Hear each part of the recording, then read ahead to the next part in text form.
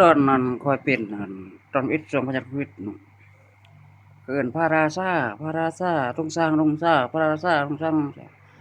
เฮาต้องไปสไตล์ดาราโฆษณา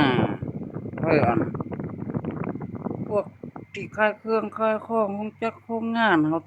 ฮาได้กินดีส่ำเฮาไปซิมโอ้จักนั้นจักนี้บ่นั้นประชาชนจะได้ขายเครื่องดีจักนั้นจักนี้แม่นเขาต้องเอาไว้ตั้งโฆษณาขายเครื่องขายของไปนำก็บ่เฮ็ดไว้ว่าเป็นเจ้าแผ่นดินเป็นเจ้าชีวิต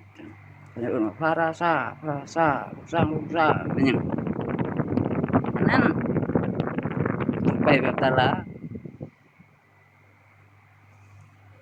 บ่แม่นไปเขาเนาะโอ้เห็นเขาขายอันนั้นอันนี้เนาะบ่อนเขาอยากมีชื่อเสียงจังนั้นจังนี้เขาเชิญเจ้าไปได้ดูหั้นนะเขาก็ไปกินไปซิมเนาะโอ้ร้านอยู่บ่นั้นบ่นี้เนาะ3แยก4แยกบ้านนั้นบ้านนี้บ่โรงงานอันนั้นอันนี้บ่ก็ตัวนั้นนั่นแหละว่านั้นแล้วซุนคนเฮาจะได้กินดีกินอิ่มก็จะได้เงินแม่นแนวตัวเองนั่งจี้เอาเป็นเจ้าแผ่นดินยัดเอาดินเอาดอน